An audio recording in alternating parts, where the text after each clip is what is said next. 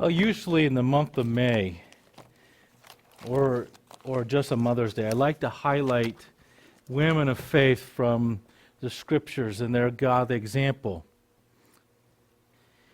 And one that is not that well known, but God had used mightily, as a woman by the name of Jehosheba. That here she was a princess of Judah. God used her mightily in a very dark time. A time where there was those where the leadership had rejected God and went to serve false gods. But here she is a woman who didn't follow an ungodly example,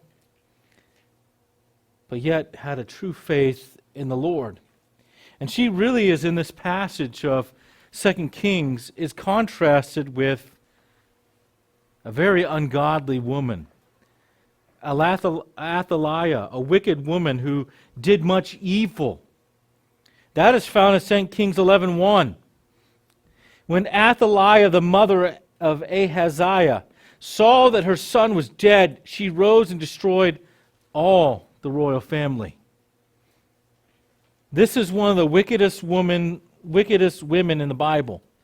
Just as wicked as another woman you know from the Bible. One that has become as a nickname for women who do evil, Jezebel. Just like that here Babylon is now a nickname for cities that do evil that's mentioned in Revelation. But here Jezebel, a name that you don't hear people name their children that ever since. Usually they name their dogs Jezebel. And usually I've heard of Rottweilers being named Jezebel. But this is a wicked woman. And why is she a wicked woman? Why is that? Well, as you saw in 11:1, she sought to kill all her grandchildren. That's what is meant by destroy the royal family.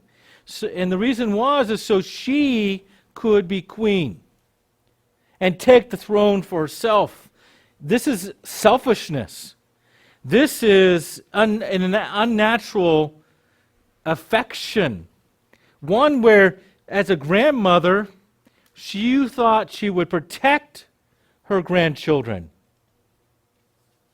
because of her son. But no, she wanted power. Her father-in-law was actually King Jehoshaphat, who was a godly king who made an unwise decision. He made a treaty with King Ahab of Israel, which is why this woman was married to King Jehoram. 2 Kings 8:16-18. In the 5th year of Joram, the son of Ahab, king of Israel, when Jehoshaphat was king of Judah, Jehoram, the son of Jehoshaphat, king of Judah, began to reign.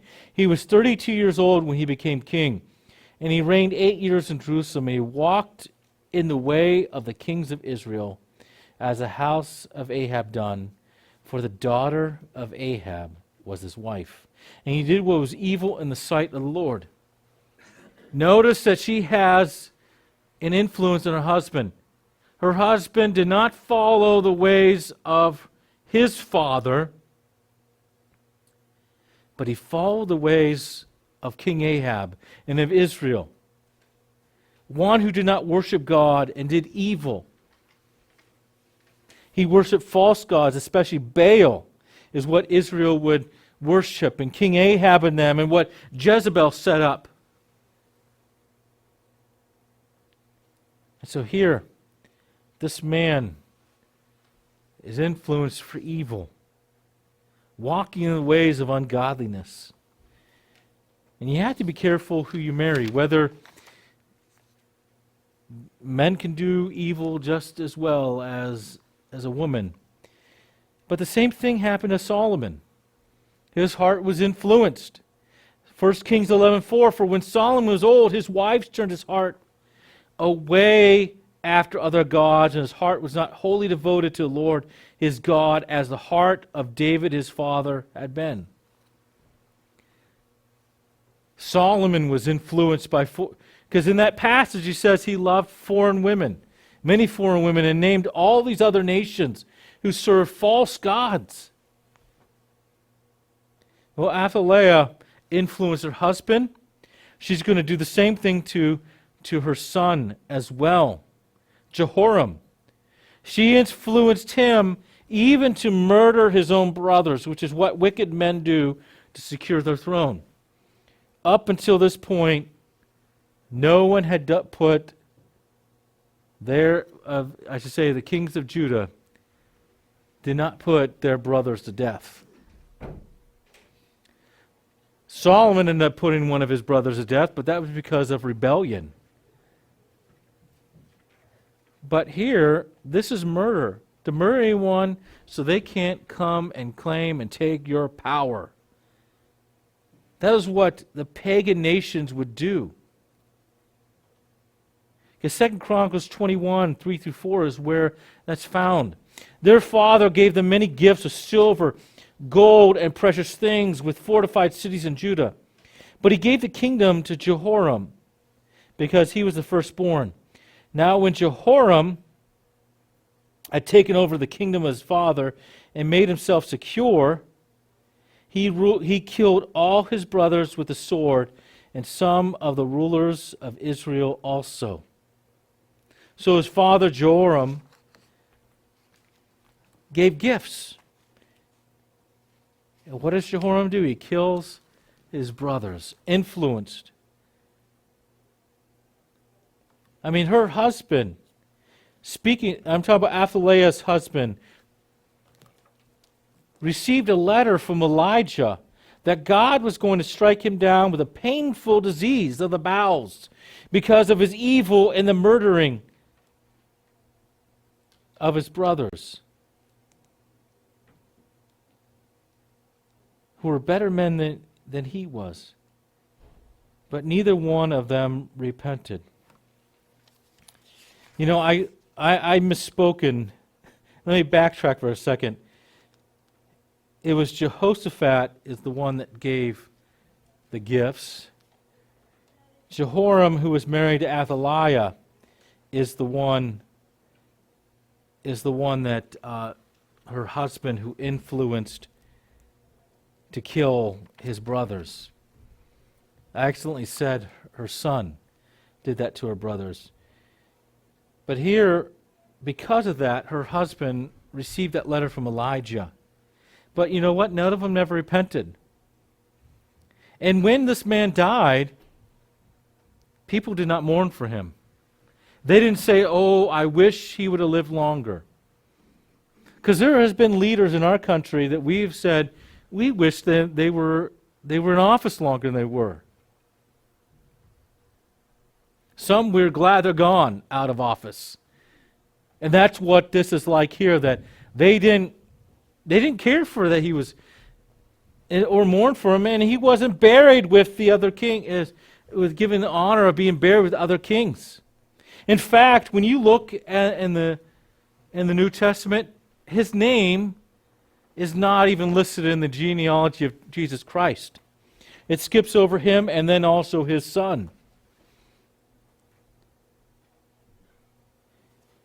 And so even though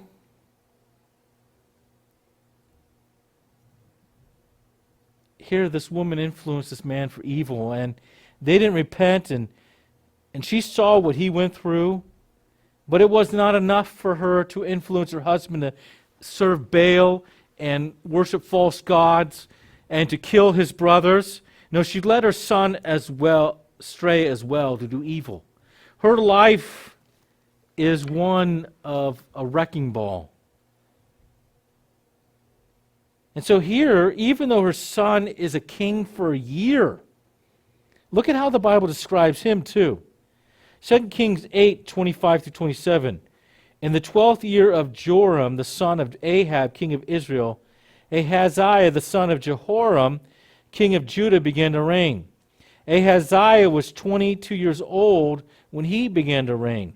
And he reigned 1 year in Jerusalem. His mother's name was Athaliah. She was granddaughter of Omri, king of Israel, who was actually Ahab's father. He also walked in the way of the house of Ahab and did what was evil in the sight of the Lord, as the house of Israel had done, for he was son-in-law to the house of Ahab. He's given the same description. Mentions his mother here because she was his counselor. He walked in the ways of not his grandfather Jehoshaphat, but walked in the ways of his grandfather Ahab. Doing evil was in the sight of the Lord. He saw what the Lord had done to his father, who slowly died of a painful disease of the bowels for 2 years. He would have known about that letter, but he chose to follow in the ways of Ahab and worship Baal. And maybe he would have known about how God had warned Ahab that he was going to wipe out his entire family.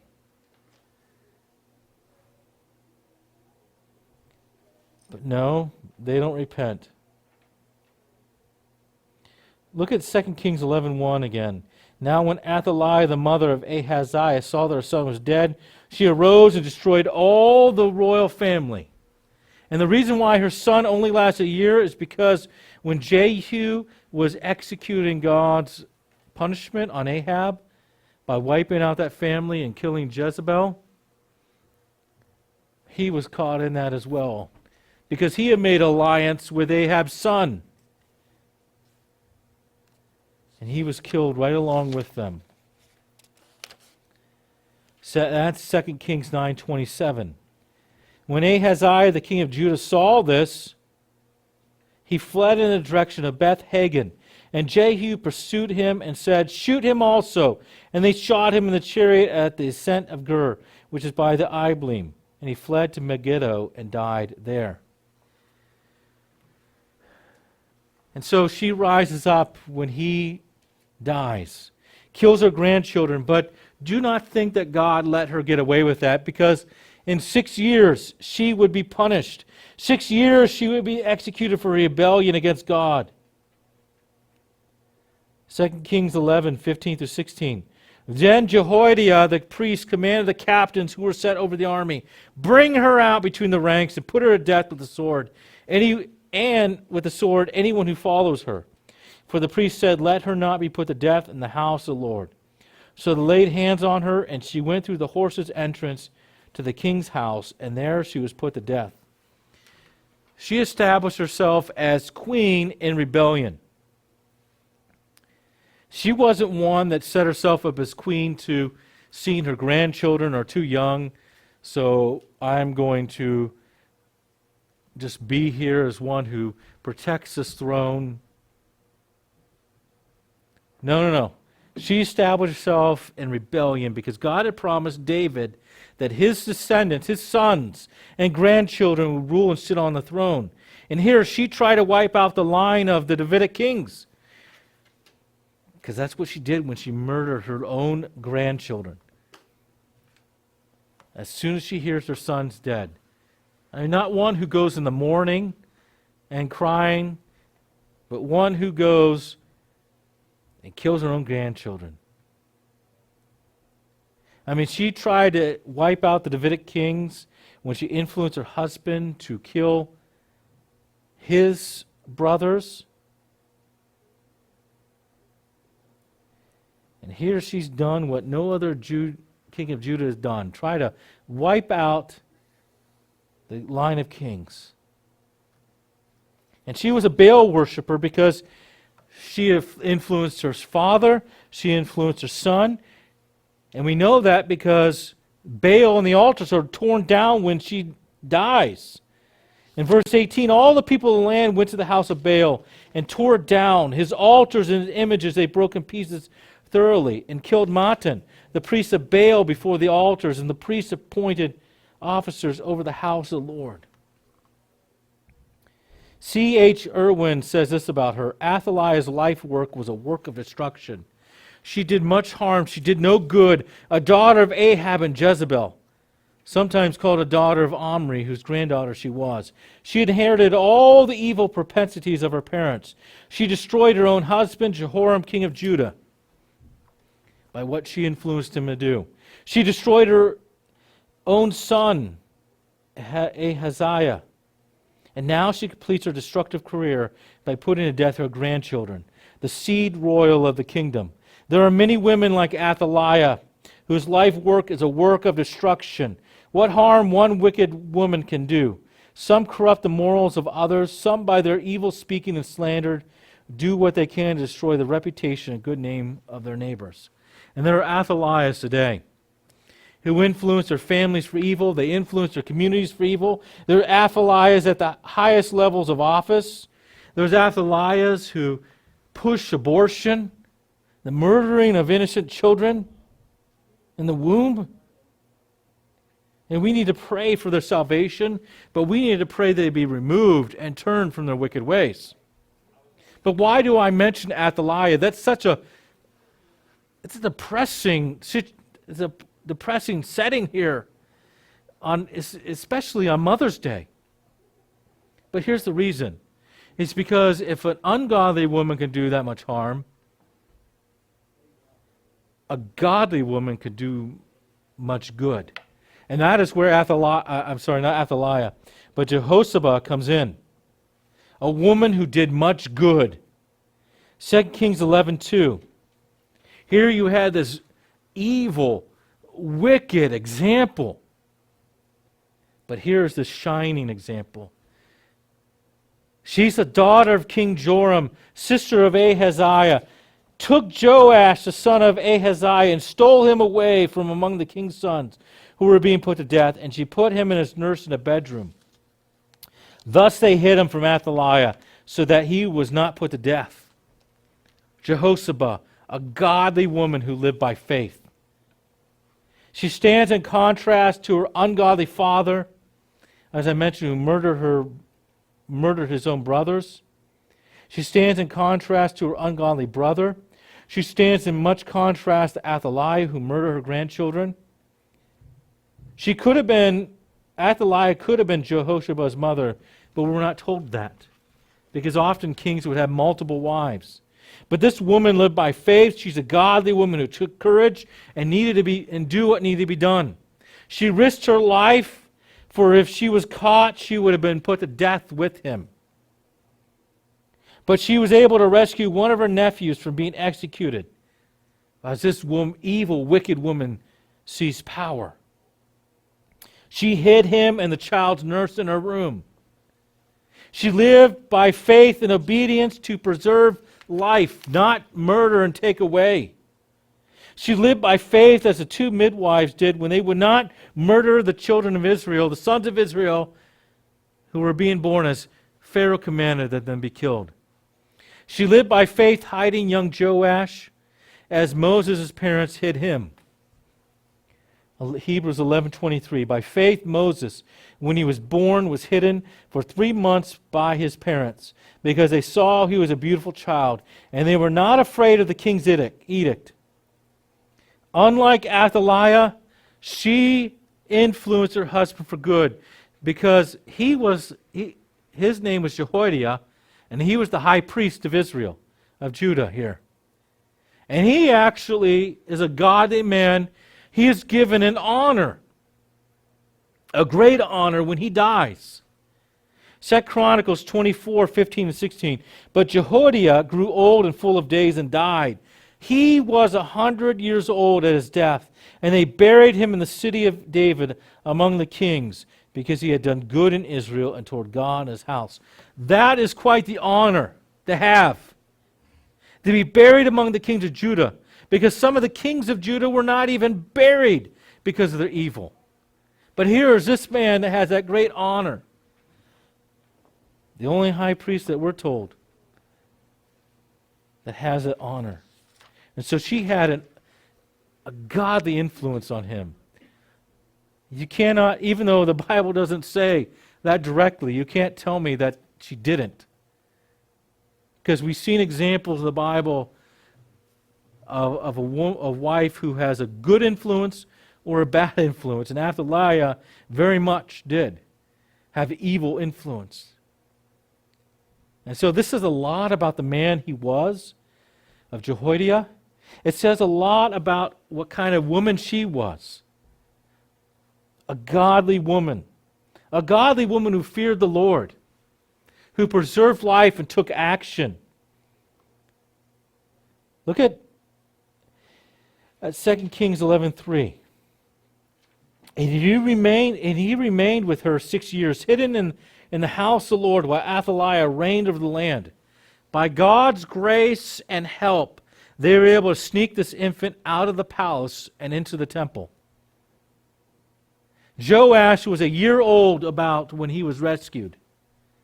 And through God's sovereignty, this child is hidden for 6 years until the time he can be placed on the throne. Because that's what happens when he turns 7. 2 Kings 11:4. But in the 7th year, Jehoiada sent and brought the captains of the Carites and of the guards and had them come in the house of the Lord. And he made a covenant with them and put them under oath in the house of the Lord. And he showed them the king's son. That is when Joash is 7 years old. He puts his plan in action to remove the usurper and put the rightful ruler on the throne. He's not a man who says, let me seize power for myself too. No, they hid this boy. They would have reared him and trained him in godliness so that he can put into place and restore the Davidic line when he enters into a covenant with the guards. That is, their job is to protect this young kid. Protect him, especially when he gets crowned, especially when his grandmother catches wind of this and hears of this. Look at verses 5 through 9 of 2 Kings 11. And he commanded them, this is the thing you shall do. 1/3 of you, those who come off duty on the Sabbath and guard the king's house, another third being at the gate Sur, and a third at the gate behind the guards, shall guard the palace, and the 2 divisions of you which come on duty in the force on the Sabbath and guard the house of the Lord on behalf of the king, shall surround the king, each with his weapon in his hand, and whoever approaches the ranks is to be put to death. Be with the king when he goes out and when he comes in.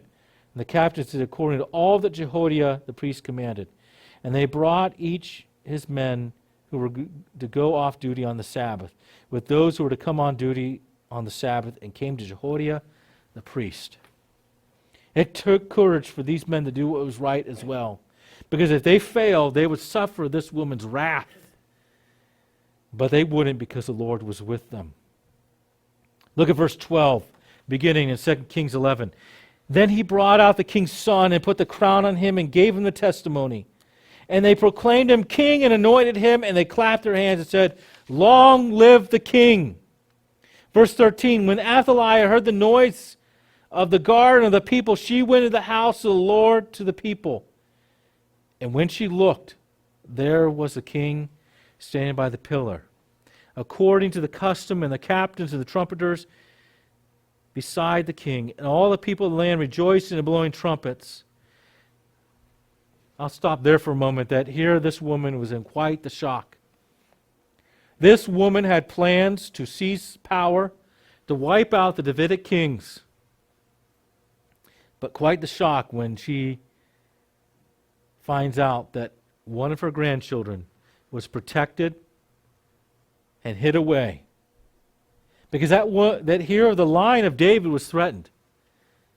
Depending on your view of Matthew 1 and Luke 3, because there's different views because the genealogies are slightly different.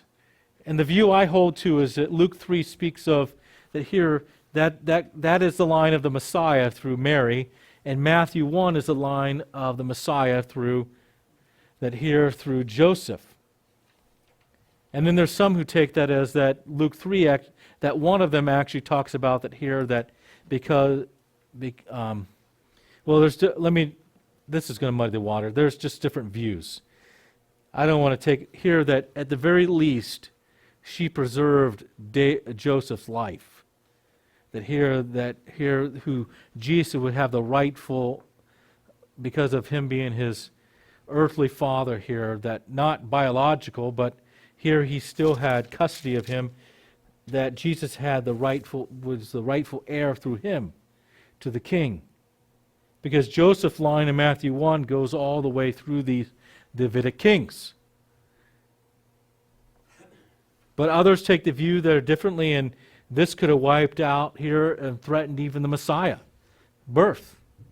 And so here's this woman that took courage, that God was not going to allow this to happen. And so here is this king.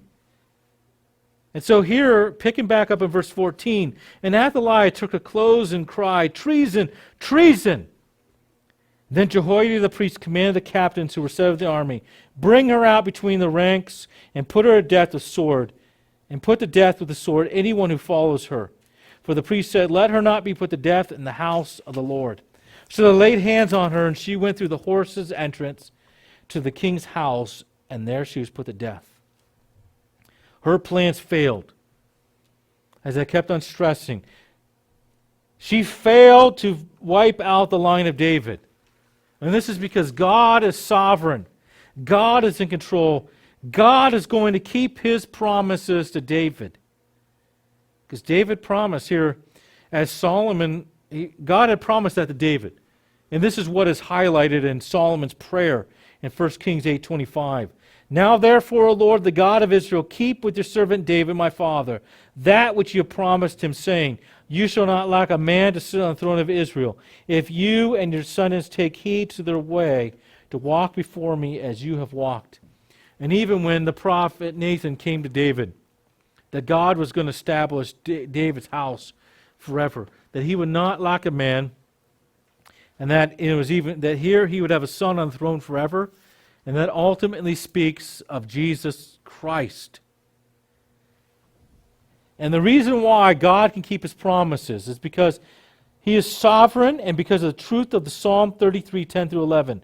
The Lord nullifies the counsel of the nations. He frustrates the plans of the peoples. The counsel of the Lord stands forever, the plans of his heart from generation to generation. That God does as he wills.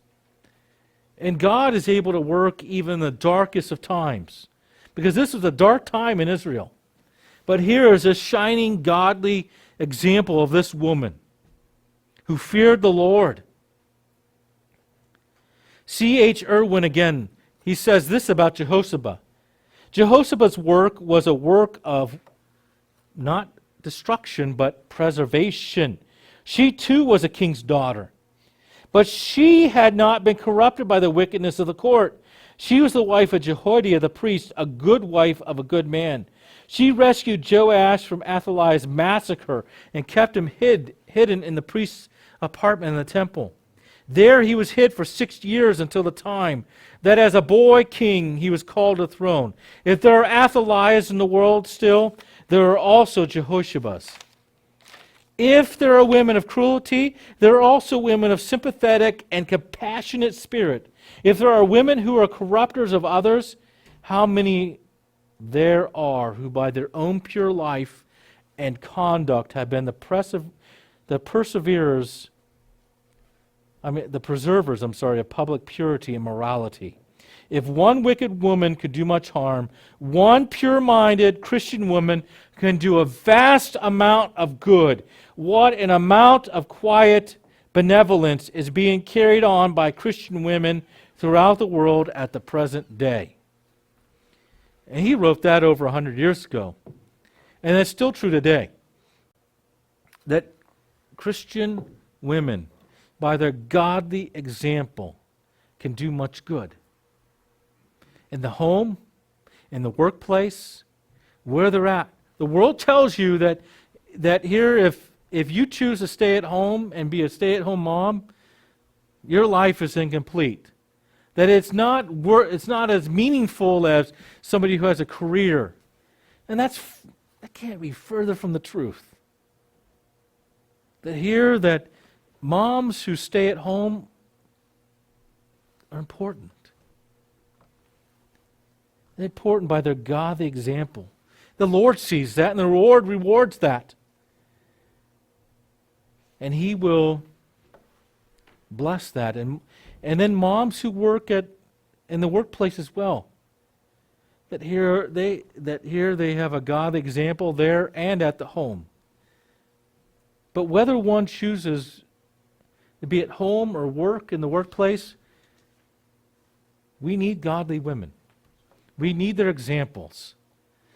Godly women, because we see how much harm ungodly women do today. In the government, very much so.